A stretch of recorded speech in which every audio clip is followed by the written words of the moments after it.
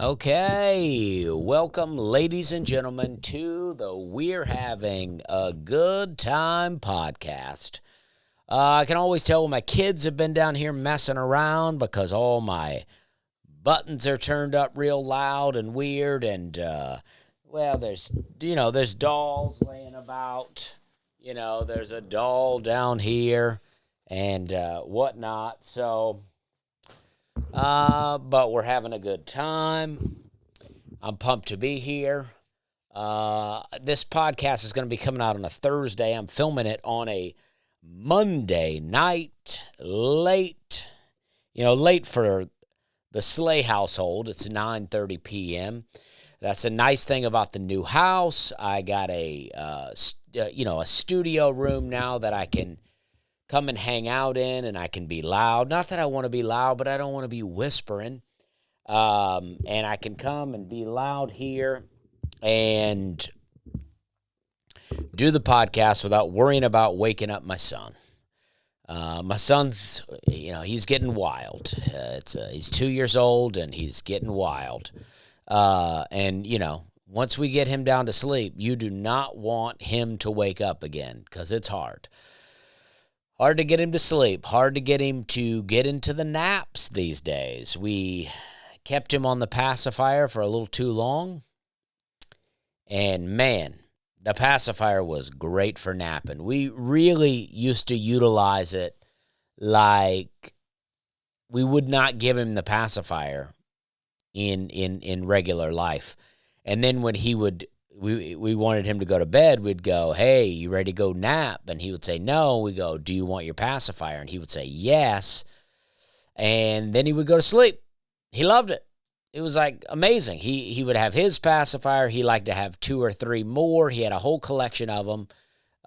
Real addict-like behavior. I don't know if I've talked about this before. I feel like I have because I mean to say addict, but I'm saying addict like in the thing, and now that I'm saying it, I feel like somebody's commented on that, so maybe I've already talked about it. But now that he doesn't have the pacifier, there's really no incentive for him to go to sleep. He doesn't want to.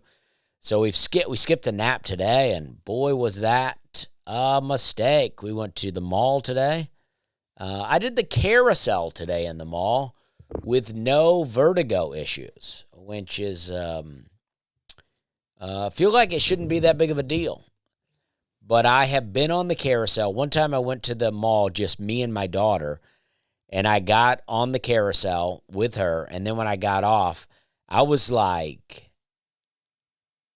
dizzy enough to be concerned that I'm like, oh, it's just me and my daughter at the mall. If something happens to me, I don't know. I was just freaked out about it. So it was the 4 of us today, but I went on the carousel and I felt good. I get freaked out at the mall. I do not, I've talked about this many times, but I do not trust people around my kids. I am not having it. I don't let my kids run around without me. They don't get out of my sight. I'm not into it. I think, maybe people have been getting abducted and kidnapped all the time my whole life, but I feel like either I've spent too much time on TikTok or people are getting kidnapped out here. I don't trust people out on the streets. Enough people come up and talk to me that recognize me that, I'm not walking around here like afraid, but I am alert. So especially at the mall. I was at the mall today, and in the Bass Pro Shop, I was looking at the fish tank. And the fish tank, it's one big fish tank, but they kind of have things built around it to where it seems like it's 3 different aquariums. But it's all one aquarium, but it just seems like 3 divisions. And then there's a little platform, probably not supposed to stand on it, but I like to put my kids up there, let them look in the aquarium, and then I hold them to make sure they're not going to fall. And there were too many dudes that kept lingering behind us today. They were acting like, oh, we want to see in the section that you're looking in. But I'm like, guys, this thing's wide open. You're seeing the same fish no matter what, and they swim, back and forth back here. But I was like, I don't know. I was getting freaked out. I'm more paranoid than my wife is, that's for sure. But I'm trying to get her paranoid. And, I used to think that I was paranoid because I was high a lot. But now I don't do weed. I don't like saying that because I didn't make a conscious decision to quit weed. I wasn't like, I'm going to quit doing this. But it just, I don't know. I just became not interested in it. So, so I don't know. I'm not going to say like I don't do it now because I might. I get offered it. I might do it, but I don't want to. I'm really not into it. Also, I was listening to some stuff about maybe the Chinese Communist Party owns land and a lot of dispensaries around the country, and that they're putting pesticides in the weed that they're selling at dispensaries. I don't know. I have no evidence of this. This is just a video that I watched, so I'm not making accusations. But I did watch the video, and to be honest, I don't trust anyone, so it doesn't really matter that it's the Chinese Communist Party. But I think we're being poisoned on all levels. So when, weed becomes legal and is available in stores, then it's probably not good anymore. It may be more potent, it may feel good or whatever, but I don't know. I'm just not into it. And it feels, what people have always said about the cigar community is that they're a tight-knit community and, it's good tobacco. I don't know. I may be on the outs with cigars too. I don't know. I did have cigars over the weekend. When I did Wilmington, I have a friend that lives in Wilmington, and he's kind of quit cigars too. He told me he had not had a cigar in 3 months, but he used to have like 3 a day, I think. And he's told me he's not had them in about 3 months, but I knew he was coming to the show, and I like to have cigars and hang with him. So I said to myself, if he comes, this is my friend Heath. He may not want me to say his name. He may not care. But I said, if Heath comes and brings cigars, I'll smoke. I'm not going to ask Heath about them. But if he comes and brings them, I'm going to smoke with him. And Heath did come, and he told me, he said, I've not had a cigar in like 3 months. But he said he brought some. And then so me and him had one after the show, and it was great. And then he gave me 3 cigars. So I was like, now I got to smoke the next day. And so that's what happened. And it was great. I enjoyed it. I always do. And then I still kept up with my exercises and the way I've been eating for the most part. I got a little crazy in the green room. But for me these days, getting crazy meant I ate a couple of these various versions of the Kind bar, which is supposed to be like a healthy snack bar, but it's processed. And but I had a couple of those, and I had some chips, and I think it set me off in a bad place. But overall, I'm feeling good. Health-wise, I'm feeling good. I lost a lot of weight. I've been working out. I feel great. This weekend, let's go ahead and say this coming up weekend, I'm going to be in Akron, Ohio. I got one show on Saturday. I was supposed to do Friday in Columbus, Ohio, which was a show that was almost sold out, but the theater closed down out of nowhere. I'm super bummed about it. And then we could not find a replacement in Columbus. In fact, and last notice, we couldn't really find a suitable replacement at all. We even tried to go to the Funny Bone, but the Funny Bone was already booked. So it was like there was nowhere to go. I love Columbus, Ohio. I've been going there for years, and I am super bummed about the show. And I'm sorry for people that might have bought tickets, and I know you're able to get your money back, but you might have made plans. You might have got a hotel. I hope you're able to get your money back on all that. I hope you don't lose any money. I am losing money on it because it was a weekend that, it was a night that should be filled with almost a sold-out show, which would have been very good for me. And now there's nothing in its place. There's no need to feel bad for me, but I just want you to know when that sort of stuff happens, it's bad for everyone. It's also bad for the owner of the theater, even though I guess he did it, but it's a shame that his venue closed. I do hope it's just issues with that particular venue and owner and not a sign of things to come.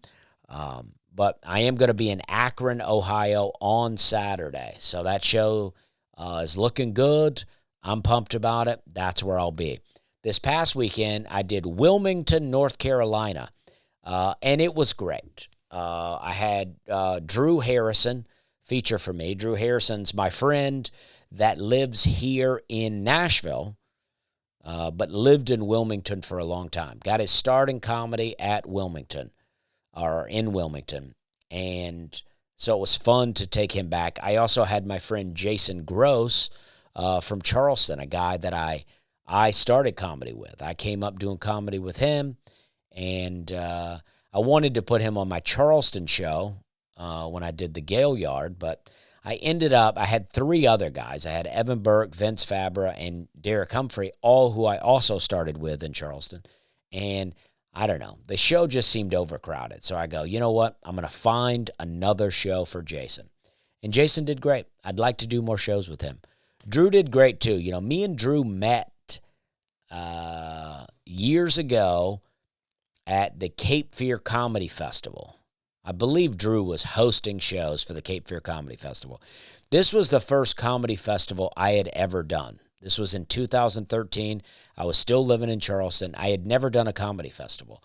Previously, I had drove up to Wilmington probably in, I would say, 2011. I drove to Wilmington to enter a comedy festival or enter a comedy contest.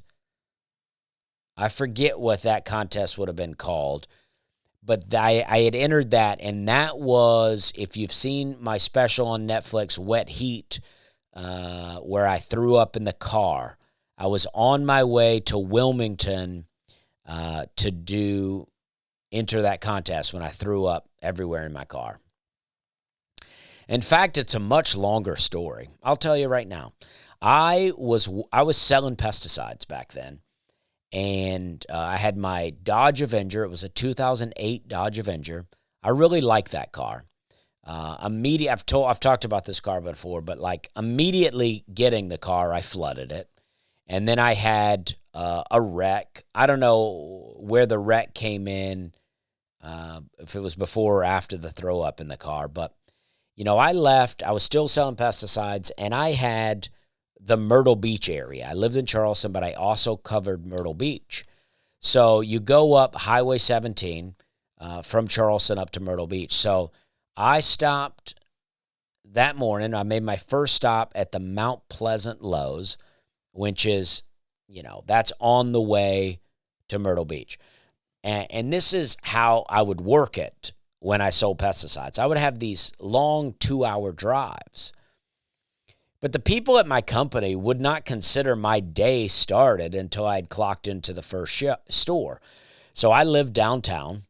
I don't know if I was actually living on James Island at this point, but, I was living on James Island. So I made my stop into the Mount Pleasant Lowe's, and typically what I would do is I would clock in and I would walk around. Mount Pleasant Lowe's was my biggest store, so it mattered anyway. It mattered that they saw me in there. It looked good for them to see me in there, even if I was hungover and just bebopping around. I had a little feather duster. They gave us a feather duster, and what I would do a lot of times is I would just walk up and down the pesticide aisle, and I would dust off all of my products, which is easy, and, it doesn't require a lot of sweat or work, but it also is helpful. Nobody wants to buy a bunch of dusty pesticides. You know what I mean? You get what I'm saying? From Dusty, but not Dusty themselves. And nobody wants that. So I would dust them off. That would be something I would do. So that's probably what I did that morning. I strolled in there and I dusted them off. And then I clocked out. So I clock in for 30 minutes or so, dust off everything, walk around a little bit. Then I clock out and leave. There was a a bagel nation over there by the Mount Pleasant Lowe's that I used to like to go in a lot. I basically wrote the letters of the alphabet bit on the clocked into that Mount Pleasant Lowe's, sitting in the bagel nation over there. Over, many weeks I wrote that bit. And if you can see that, I've had it animated. It's on YouTube now. Very funny. The numbers are doing well. It looks good. I had hoped it would blow up, but as it goes, nothing ever blows up for me. It's not a woe is me thing. Nothing. I'm just saying things do well, but they never explode in a way. But I think it's good. I think it's good because if something explodes to the highest of heights, you pick up a bunch of followers, and they may not be into your overall thing. They just like that one video, and then you pick up a bunch of followers, and then, I don't know, it messes up your ratios. You have a ton of followers, but your likes and your views don't make sense. All my stuff makes sense, I feel like. All right, so I clock out of that Lowe's, get in my car. I don't recall if I was hungover or not that day. It's likely, but I don't recall. And what I was going to do, I had this all worked out. I was dating a girl named Mary, and Mary was on a website called couchsurfing.com. And she had organized Couchsurfing was a website that they would let you stay on their couch for free. And I was definitely not making money in comedy. I was practically a hobbyist at the time. I may make a little money from a bar here and there, but I wasn't making a lot of money with comedy. So Mary set me up it was a girl's couch that I was going to stay at, and I had even talked to them. They were going to come to see me at the contest, and then we were probably going to have some drinks and then go back, and I would sleep on their couch. And then from there, I was headed up to, Annapolis, Maryland. My friend John Brennan he was living in New York City, and he used to set up shows in Annapolis, Maryland, where he would, I don't know. He set up a comedy contest one time. I went up and did it, and this time we were going to be doing comedy on a boat. My friend Tim Heckel was going to come down, and John's now wife, Dolly. I don't think they were married at the time, but they were all living in New York City. So I think they took a bus down to Baltimore and then got a ride to Annapolis and to put on this show. And so, it's a bit of a booze cruise. Me and Tim were going to do stand-up on the boat and then drink and party and probably eat some crab cakes and have a good old time. I was looking forward to it. I loved hanging with Tim. I loved drinking with Tim. I loved drinking with John, Dolly. It was going to be a great time. We were looking forward to the party. I liked Wilmington. I'd never been to Wilmington much, but I looked forward to going. So I get in my car, and this next part, I got no way to prove this, so don't go accusing them. But I did have this thought. I get in my car, and on my way out of the Mount Pleasant Lowe's, I pop into the Chick-fil-A. And I get myself some chicken minis and probably some hash browns, and I'm on my way. And I take a bite of one of these chicken minis, and I look at the chicken, and I go, it didn't look raw, but there was a little weird kind of brown piece inside of it. And I thought, that looks weird. But then I ate it. I just ate it. I ate them all. And then I shortly after, started to feel sick. Now, again, I got no way to prove it. I was living so bad that it could have been anything. There would be no way to prove at all what was going on. So I get on the road, and the first stop is about an hour and a half from Mount Pleasant. It's the Murrells Inlet Home Depot. It's either that or the Surfside Lowe's. I don't know which one I went to first, but I believe it was Murrells Inlet because my stomach had begun to hurt pretty bad.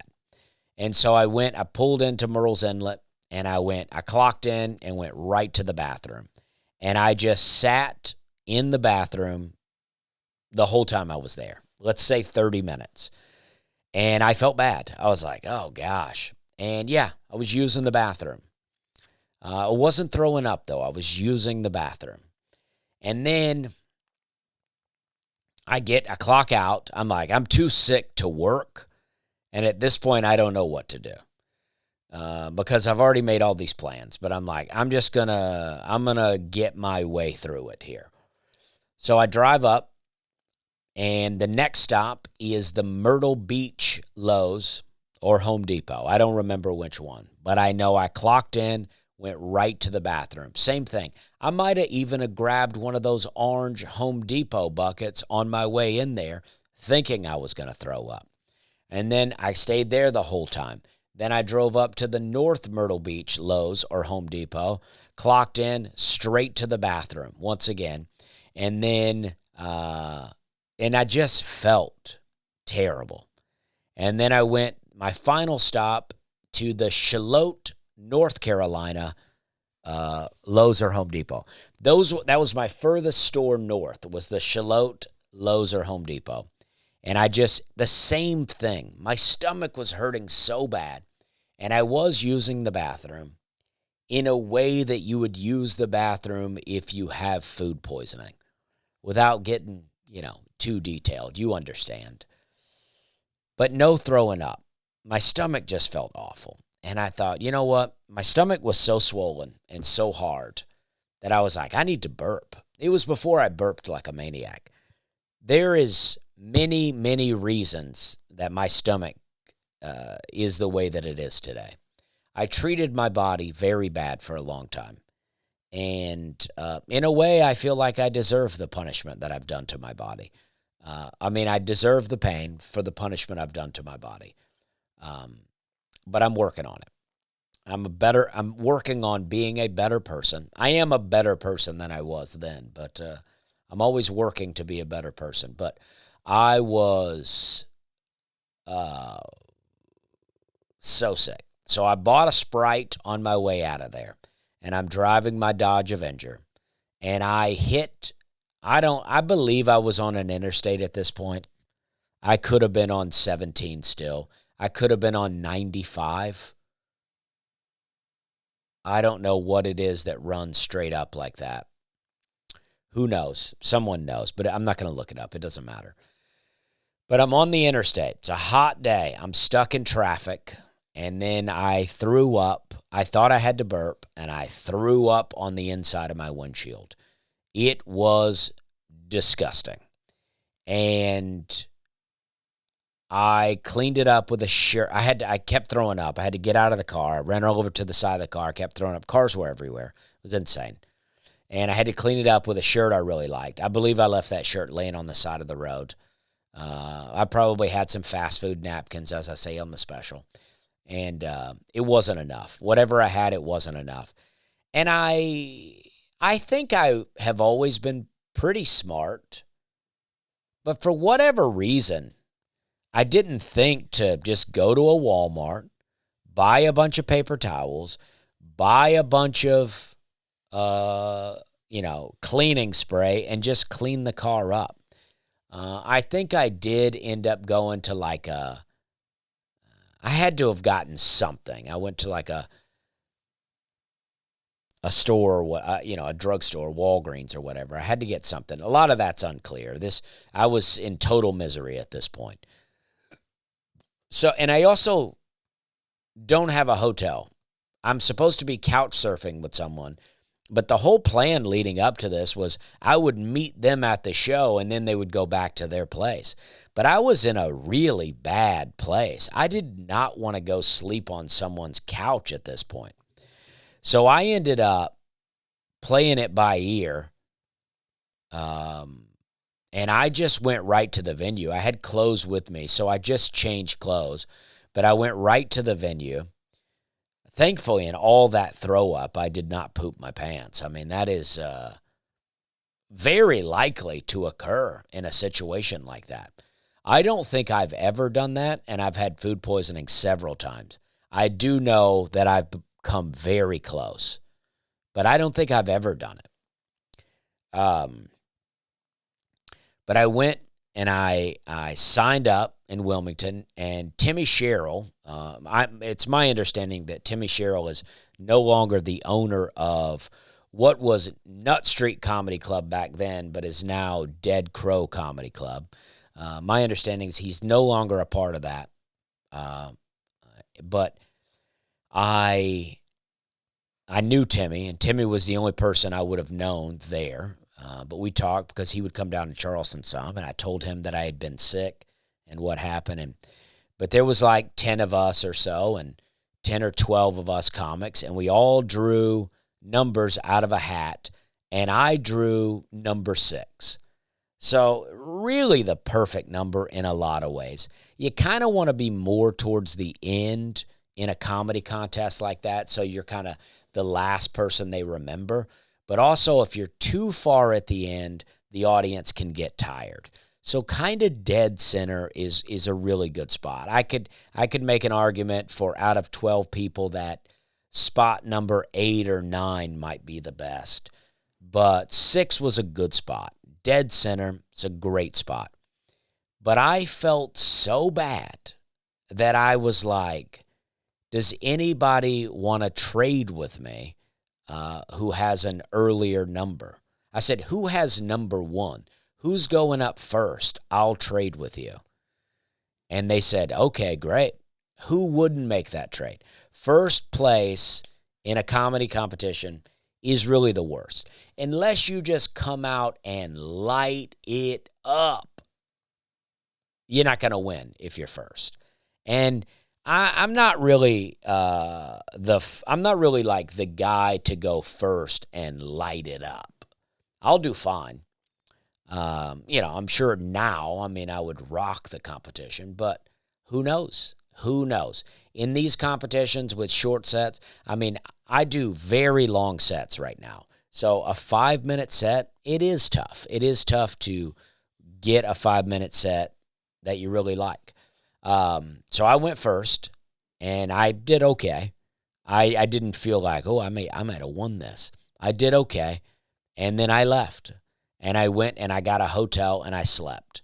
And the next morning, my stomach felt like it had rotted out. There were sharp pains in my stomach. And I had to drive on up to Annapolis, Maryland from Wilmington with plans of eating and drinking the night away with 3 of my best friends.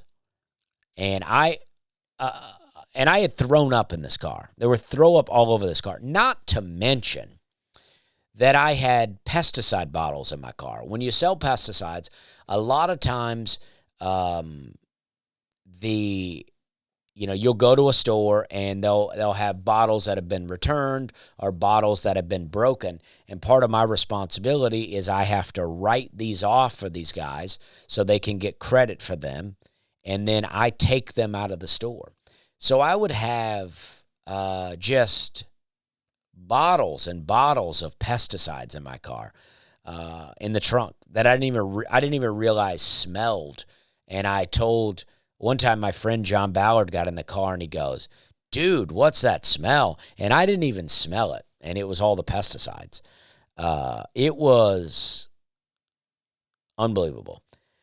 And then I also had a bunch of shelves. They would ship us all these plastic shelves, and then we could go around and set them up in stores.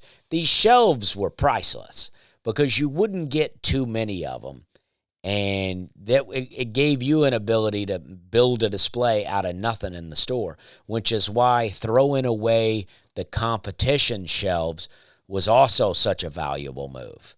You take it and you throw it in the trash compactor and it breaks. I had a Scott's rep one time. He told me, he goes, "Hey, you can break all these you want. I got a whole warehouse full of them." But man, whenever he saw me about to break one, he would come and get it. So I was like, all right, I don't care that you have a whole warehouse of them. I'll break a whole warehouse worth of your Miracle Grow displays. I don't care. Scott's, Roundup, Miracle Grow. I don't care for it. I still don't buy the products. I'll always be in competition with them. Ortho, I'll always be in competition with them. Even though I don't even feel like Spectracide did me all that right. I still can't. I can't break it. I can't break it. But they got me fired up. And, but yeah, so I got all these shelving units in my backseat. So we do the show. The show goes okay. I did pretty good. I had a couple of beers, but for the amount that I love to drink, I mean, we would have rocked that boat out that night. Bunch of middle-aged rich people on a boat in Annapolis. We would have rocked it out. I don't mean me. I was in my 20s. I mean the people that were on this boat cruise, bunch of middle-aged rich people, and we were, making what we thought was pretty good money at the time, but I realize now was, virtually nothing. But they gave us a hotel, and it was nice. But the next day, John, and this is where I made up a little bit of my story on the Netflix. John, Dolly, and Tim wanted me to give them a ride up to the bus station in Baltimore the next day. And I'm like, listen, I'll give you a ride, but you got to know it's a disaster in there. And I did give them a ride, and it was disgusting. It was disgusting. Shortly after that, somebody told me that baking soda would soak up the smell. I realized as I'm telling the story, I really knew nothing back then, but somebody told me putting baking soda in the car would help soak up the smell. So I just poured baking soda all over the dash. I was riding around with baking soda all over the dash of my car. And then my air conditioner broke shortly after that. So I'm riding around in the middle of the summer with a car that I threw up in the vents with baking soda all on the side. My friend Brian Lehman was working with me at the time, and he remembers those days. He remembers taking trips with me down to Savannah with no AC and baking soda all over the dash. Oh, gosh, it was disgusting. Yeah, I mean, it was wild.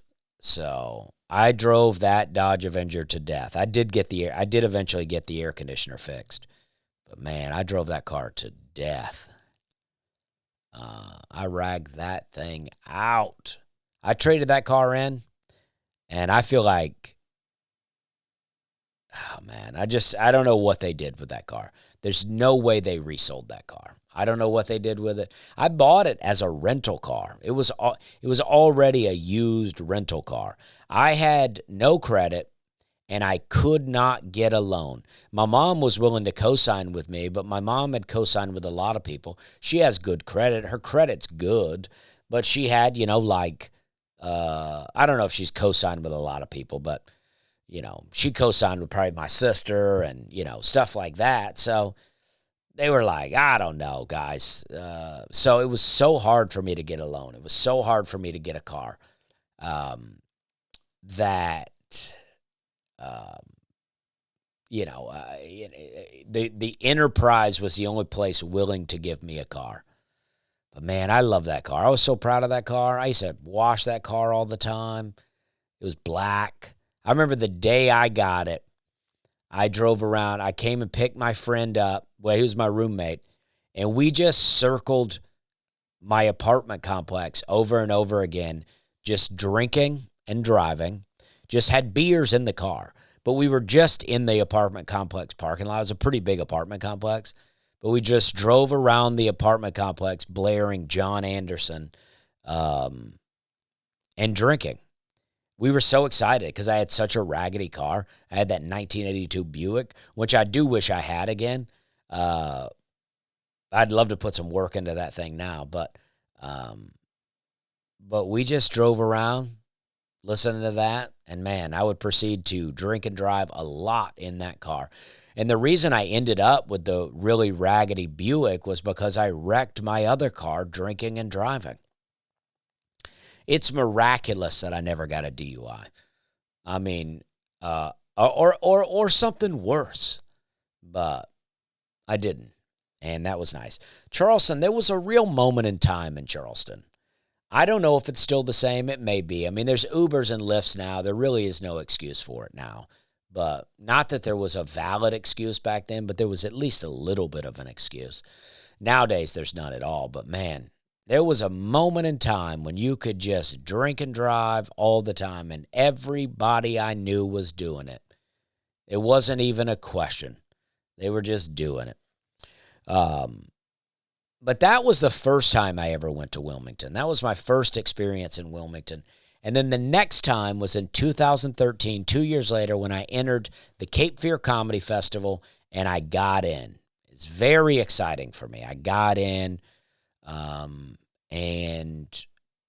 I only had, I think I had 4 shows, and I think only one of them had, a lot of people in the audience. I remember, there Dead Crow. It was Dead Crow by that time, no longer Nut Street. And then right above, I think that's right. It could have still been Nut Street. It doesn't matter. But either way, the club was in a basement. And right above the club was like a laundromat. And they were doing shows at the laundromat. They had a stage in there, but people were also in there washing their clothes. And I remember we were there. The comedy club wasn't quite open yet, and we were doing our show. And our show was packed. And this might have been, Drew might have been hosting, Drew Harrison. He might have been hosting. And he had to go. I was next. I believe this is right. This has been 12 years ago, but I believe this is correct.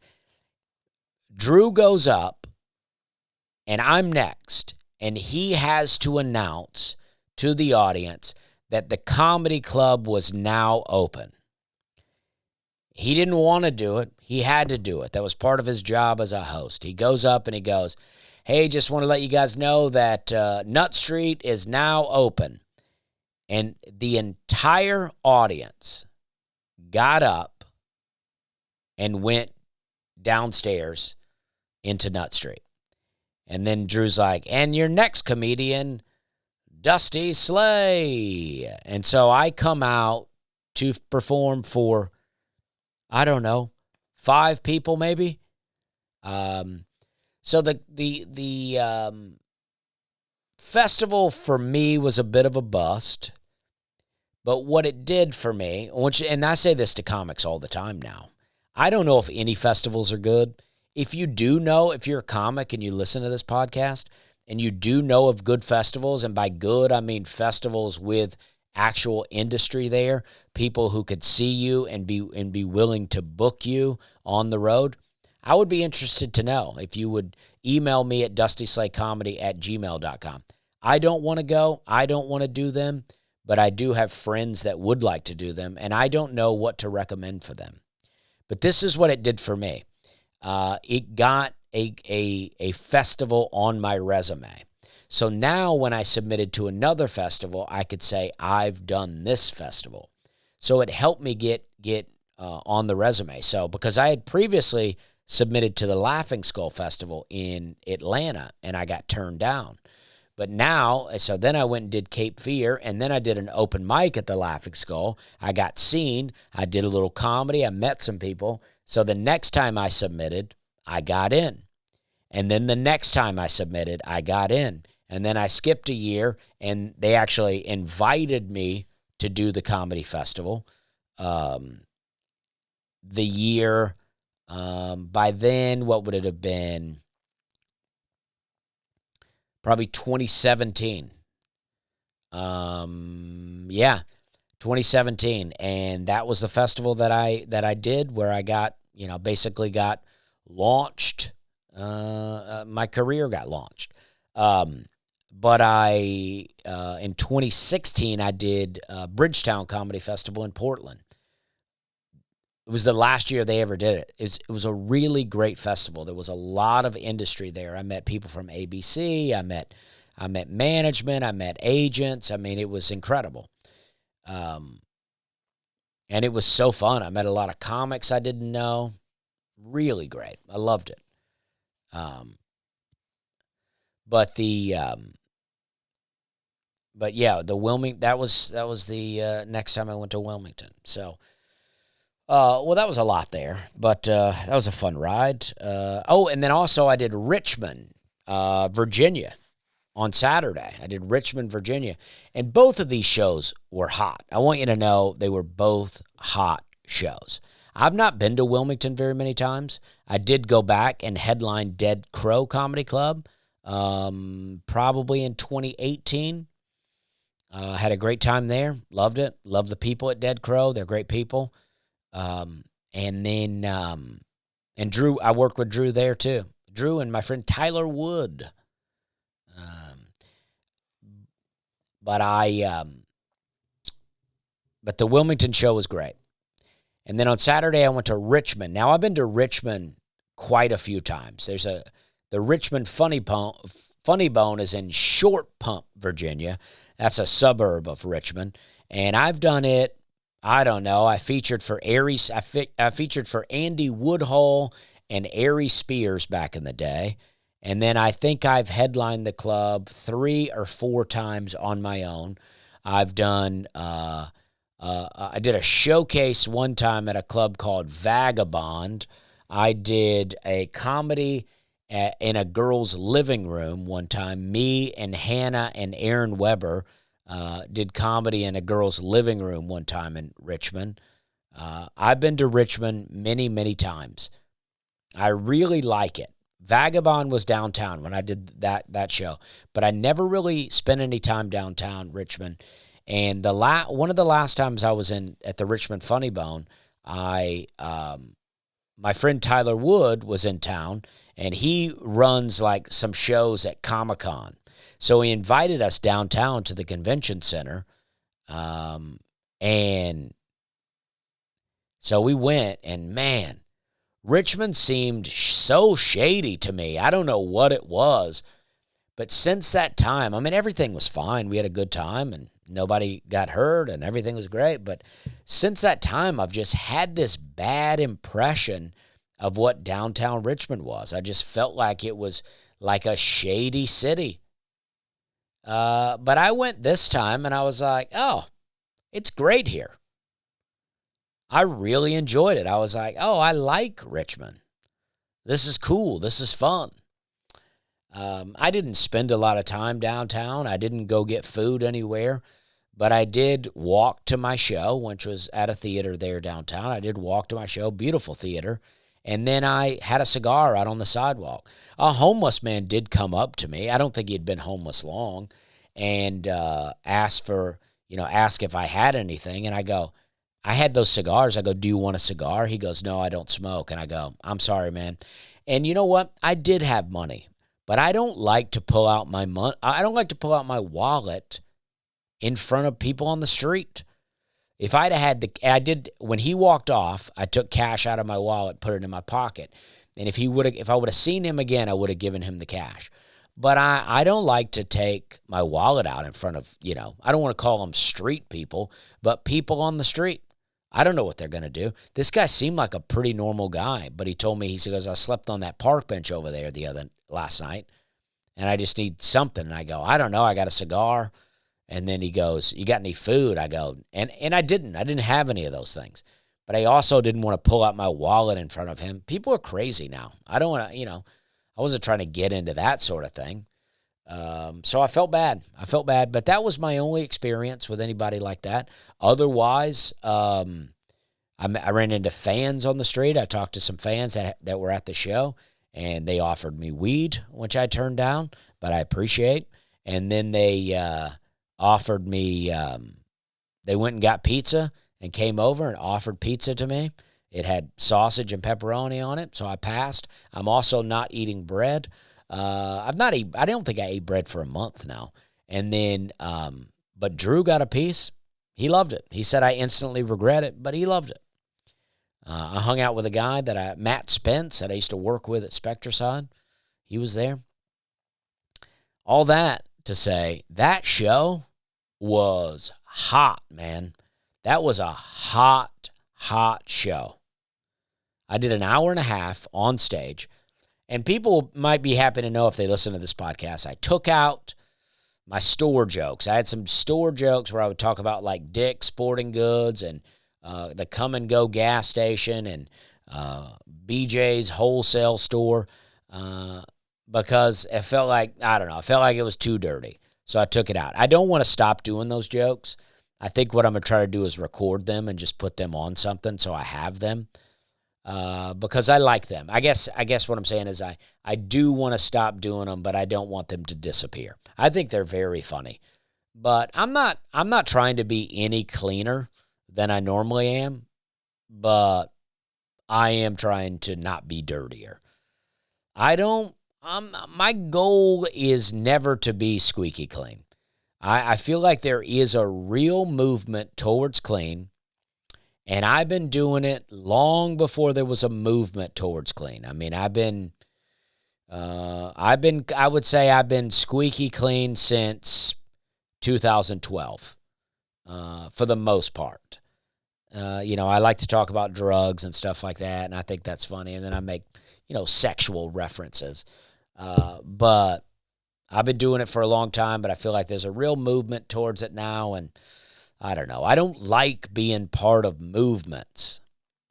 Limp Bizkit had an album called $3 Bill, y'all, and I loved that album. I was like, I may be the only Limp Bizkit fan at my school, but I do love them. And then Nookie came out. What was that one? Maybe that album was called Nookie. I forget what it was called, but I think it was. But whatever, the album with Nookie.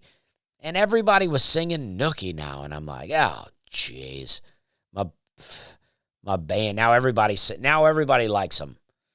And I was annoyed by it. I don't like being part of a movement. I've never been a part of a group. I've had friend groups, but I've never been a part of a club or a clique, so to speak. I mean, you can make an argument. When I lived in Charleston, I was Theater 99, and we were kind of like the Theater 99 stand-ups. But even with Theater 99, as much as I love them, I never felt like I was so on the in crowd of because Theater 99 was improv. That's what they did. And so I was always a bit more of a stand-up. So I always felt like, a bit of an outsider. I've always felt like a bit of an outsider, and I don't want to be, some pioneer of the clean movement here. But you know what I mean? Like, and I also don't like that when you're like, oh, I'm clean. And I don't, some people have messaged me and we talk back and forth. I'm not bothered by them. But what happens is when you say you're clean, people start coming, they start bringing their kids, and then they complain to you that you weren't clean enough. And I'm like, I told you not to bring your kids. I don't want to be held to those restraints. I tell people, I go, I'm a relatively clean comic, but if I want to get a little wild in a show, if I want to get a little racy, if I want to make fun of the name Short Pump, Virginia, I'm going to do it. I'm going to do it. And I don't want to be held to such strict standards. That's always been my hesitancy to try to do church shows. I never would want to do shows in the sanctuary of a church anyway, but to try to do church shows, I don't want to do it because, you get emails from people complaining about you, getting too wild. I don't want people telling me what to do. All right, I got some other stuff. Let's see. I wrote down some topics here. This has been great. I've really had a great time. On my way from Wilmington to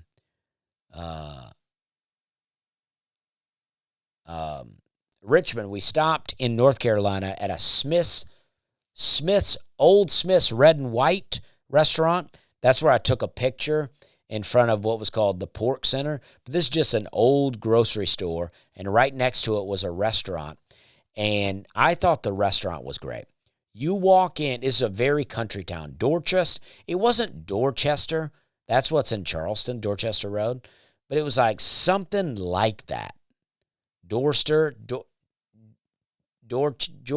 don't know. Something like that. But it was a real country town. And I walk in, and I just look around this place, and it's like old style. You go up to the food bar, and there's people scooping up your food. They give you a meat and 3. And then you sit down, you have a server comes over, brings you, your drink, and then, and then you eat, and then you go to the counter and pay. But I just looked around this place, and it was just country white people and black people and a few Hispanic people. Just country people hanging out, eating together. It seemed like multiple classes of people. There seemed like wealthy people. They seemed like poor people. They were just all in there. The place was full. And I was like, this is beautiful. That's what America is. Just people hanging out, enjoying themselves on a Saturday at noon, eating some fried chicken, some mashed potatoes, and what else did I have? Rice. Sure, I had heartburn when I left. I don't know if the chicken was barbecue or what. I don't know what the sauce was. I tried to scrape it off without people seeing that I was scraping it off. Yeah, I had a heartburn. But it was just beautiful. And then we walked around the grocery store, and I got some grapes. We always called them Scutlands. And they're like those green grapes where you kind of like, you don't really eat the skin. Sometimes I do. I like the taste of the skin, but the skin's real tough. And then it's got seeds in it. But you just kind of pop the skin in your mouth and the inside of the grape, and you just swallow it. Seeds and all. I did save some seeds because I'd like to grow some because I'm sick of all this seedless stuff. I think it's unnatural, and I don't think we should be eating it. But it was great. I just loved it. I was like, you know what? This is what I'm talking about. This is America. I mean, sure, they're eating pork down here, big time. They got a pork slaughterhouse in the back of that place, and you don't need to be eating that. It's bad for you, and it's going to kill you. But they were tearing it up. People tearing it up in there. That's country folks love some pork, man. They love some pork. Nothing makes you seem more uppity than being like, nah, I don't eat pork. They love it. They be tearing it up. They love to tear it up. And they just get in there. But, oh, yeah, I love some ribs. You ever see people eat ribs, sucking their fingers? Gosh, eating ribs. I used to do it too. I get it. Pulled pork sandwich. I don't know. I've said various times, but I think a pulled pork sandwich might be the only thing I miss about not eating pork. I don't really miss bacon. Honestly, if I want bacon, I can buy some turkey bacon, and it's fine. Beef bacon doesn't do it for me. I've had some. I think it's good, but it doesn't crisp up. Turkey bacon's fine for me. Doesn't make any difference. I think it's terrible for you too. But so I don't eat it that often, but yeah, I'm sleepy. Turkey, but a pulled pork sandwich, even ribs, beef ribs are delicious. So I can go for that. The only seafood I miss crab cakes, but I could get salmon cakes and be fine with it. That wouldn't make much difference to me. Shrimp, I don't really miss shrimp. I do remember when I was a kid, me and my mom would go to the grocery store and we would buy a bag of shrimp and we would get it steamed at the grocery store and then we'd just go home and eat it with cocktail sauce. I do remember that. That was great. I love doing that. And oysters, you know what? I was going to eat oysters one time recently, a year or so ago in Louisiana.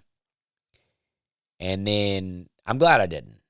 I found out, my brother-in-law told me that his friend ate some oysters down in Louisiana and got so sick, it almost killed him. I think it's the Gulf oysters are probably not that good. And also, probably not in general. Also, somebody told me this, that like Red Lobster like has their own like saltwater ponds where they raise their own shrimp. And that just sounds disgusting to me. Like they say, now this is one of those they say things. I have no way to know this. But they say wild caught salmon is some of the healthiest fish you can eat. Contrary, farm-raised salmon is some of the worst salmon you can eat. And people say, oh, we're raising it more humanely now. But I think the thing about it is it's something about the way the fish lives that makes it healthy versus, wild versus farm. I don't know. I had some other things I wanted to talk about, though. I didn't mean to get into that. Sorry, guys. I took a Southwest flight. I think I've turned on Southwest, and I hate it. I turned on it in a good way. Now that I've flown enough with Southwest that I'm A-list preferred, which means I'm going to be A-list no matter what. I've been getting like A29. I was always afraid to get A29. I would pay extra money to get further up because I just want an aisle seat. That's all I want. I want an aisle seat close to the front of the plane. I don't have to be right. I don't have to be right there, but I'd like to get an aisle seat no further back than row 10. That's all I want. That's all I want in my flying life. I don't fly private. I got no dreams of flying private. I don't have a tour bus. I don't know that I'd mind a tour bus at some point in my life, but I like the way I travel. All I'm asking for is an aisle seat no further back than 10 rows. That's all I want. I don't need to be in first class. I don't care about it. Just want an aisle seat. So I've been getting that. A29, I'm still able to get an aisle seat, even though Southwest has 1 million pre-boarders. But this lady sat on the other side of the aisle. She sat down. And if you've flown Southwest, it's first come, it's first serve on seats, right?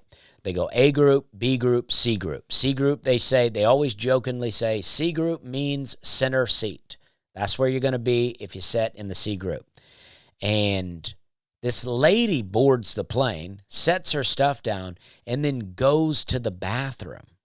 And this is across the aisle for me, and there's still a middle seat next to me, so I still got to pay attention. I got to be watching so that people can go, hey, can I sit there, buddy? And so I'm watching as people see that seat and then go to take their bag off, only to notice that the seat's taken. And I don't know why, but it was bothering me so much to watch one person after another get faked out by that. And when somebody asked me, is somebody sitting there? And I go, yeah, I think they went to the bathroom. It's been annoying for us all. And I think her daughter was in the center seat. So I kind of felt bad about that. But I also think it was annoying for her daughter. I'll be honest with you. Nobody wants to have to. There's no saving seats in Southwest. People do it, and I don't like it. You shouldn't be allowed to do that. And if you get caught doing it, you should get banned from flying. I'm going to save some of these other things because I'm almost out of time. I got a couple other things I want to talk about, but I've completely lost interest in football now, and it is a great relief to me. I think the big thing for me is two things. I work on Saturdays, I travel on Sundays, and I have 2 small kids. So it's increasingly harder for me to watch football anyway. So when I was still interested in it, I was having to make all these arrangements to try to watch games. I had YouTube TV, and I was like going, I'm going to save this game. If I got a little time on Saturday, I'm going to try to watch this game. And, I'll program this one so I can watch this one after the kids go to bed. And I'm like, what am I doing? And now when I'm passing through on Sunday in the airport and I see guys like huddled around a bar trying to catch the game, I go, I'm so happy that I'm not interested in it. Now, I don't care that people like it. It doesn't bother me. But I'm just like so relieved to be free from that. I don't know what it is, but I think NFL is super rigged. And I don't know. I'm just not interested in college football anymore. It's sad in a way, but I'm also super relieved that's happened. This weekend, I'm in Akron, Ohio. Come see me. I feel like there was something else that I wanted to say before I talked about that football thing, though. But I feel good. But I did see a message. I don't know why I'm even in my own We're Having a Good Time Facebook group, but I like talking. And I'm not really bothered by these things, but somebody was like, oh, the podcast was more fun when Hannah was on because it was more silly. And I got no doubt about it, but Hannah's gone. Hannah is not doing the podcast. We may do another episode. We do want to do an episode with her back. We do want to have her guest on it. And I did have other plans, and I still do. I mean, I got another chair right over here that Connor's been setting in to do the reactions videos that we're doing. I'm set up for a 2-person podcast, but it's a scheduling thing. It's like, typically I like to record on Tuesdays, but here I am Monday night because I'm leaving Tuesday morning, to go to Gainesville, Florida for a show. So I'm recording this on Monday so I can put it out on Thursday. I missed Nateland because my sister was in town, and I'm leaving on Tuesday. So I didn't want to be gone the whole time my sister was in town. And they had, a guy, David Arquette, on, and so there was going to be, and Nate was back. So there's going to be 5 of us. I don't enjoy it as much when there's 5 of us, unless it's someone I really know. Like if it's going to be John Christ or Greg Warren and it's 5 of us, great, because I know those guys really well, and that's fun. But if it's, I don't know David Arquette, and I think Nate is a big Scream fan. Now, I'm watching this with no knowledge of what they talked about and before it actually comes out, or I'm recording this before that, so I didn't see it. But I just assume it's going to be Nate and David Arquette talking about Scream movies the whole time, and I don't have a clue about them. So I just asked to not do that one this week. I did get ate up in the comments from that last week. I addressed it on my podcast here, but I got ate up in the comments over the thing, and I thought it was pretty ridiculous, honestly. It's like, I already addressed it, and I don't care. I mean, Brian and Aaron are my friends, but you can get irritated with your friends. You can be sensitive about things, but people were like, acting like this was the end of the world. I mean, we moved past it, and it was a fun podcast, I thought. But, I was irritated in the moment. I had brought something to the table that, I wasn't like particularly proud of, but I wasn't not proud of it. You know what I mean? Does that make sense? And then immediately it got trashed. And yeah, it irritated me a little bit. I'm a human being. And I'm going to have real emotions. I am actually a very like normal person. I don't have aspirations to ever be a not normal person.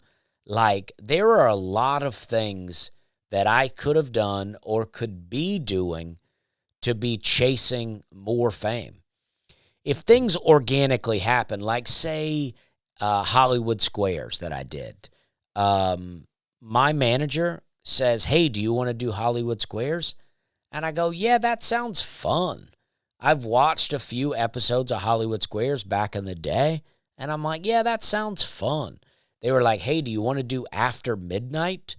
And I go, yeah, that sounds fun. I remember watching At Midnight back in the day. I go, that sounds fun. They go, hey, do you want to do The Daily Show? And I go, no, I don't want to do that. That sounds not fun.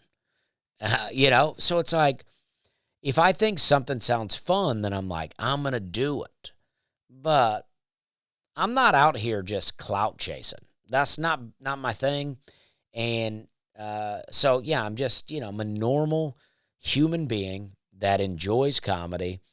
And I've been seeing a lot of things in the stuff that I follow about, people kind of feeling like the days of the comedy podcast have come to an end because people have got so political. And I'm like, yeah, the whole world is political now, and everyone's sick of it. Everyone's sick of it. It's like, I'm not going to, someone got mad at me for saying both parties are the same and whatever. And listen, I'm not going to say that they're both the same. But I don't think that anyone's looking out for us. I really don't. And it's like, I don't care anymore. I want things to be better, but as they call it, being black-pilled, I think that's where I'm at. It's God only. It's God, it's Jesus, that's it. There's nothing else. No one else is coming to help. Pray to Jesus. It's very easy. Pray to Jesus and say, Jesus, save me. I want to become a Christian. How do I do it? He'll guide you. It's easy. Just do it. You'll be saved right away. All you got to do is ask Jesus. And you'll be saved right away. And then go find a church. Get yourself baptized. There's some argument on whether that's necessary or not. I don't know if it is, but just do it. It didn't hurt to go get baptized. But yeah, it's like, that's the only way. All this other stuff, it's insane. It's insane. I don't even want to talk about anything because it'll seem like I'm taking a side, but I've seen things that I'm like, jeez, that's horrendous. And I'm like, and that's why they're all going down. But it's both sides. I mean, they seem to be taking aim particularly at one group of podcasters, but I feel like every podcast that's gone political is doing it. And then others are just insanely filthy. And I know I made all those comments about not wanting to be squeaky clean, and I don't want to be. But I don't want to be extremely filthy. Do you know what I mean? It's like, so crazy. So crazy. Anyway, I felt like this was a good podcast. I had a good time here. I appreciate you guys listening. What do I got? What do I got for you to go check out? I don't know. Go check out that Letters of the Alphabet bit on my website, and also my church video, my clip from the podcast about seeking out a classic church or a old-timey church. That seemed to get a lot of traction. I ended up talking to the preacher. I don't know if I said this or not. I ended up talking to the preacher of the church that I went to. He messaged me. Apparently he follows me, and so he heard what I said. But he was like the nicest guy in the world. And we're probably going to get coffee. I've not been back to church since then. But me and this guy are going to get coffee. And very excited about it. Because he messaged me and I go, geez, I'm so embarrassed. And he was the nicest guy. So I look forward to having some coffee with him and convincing him to not eat pork. Okay, we're having a good time.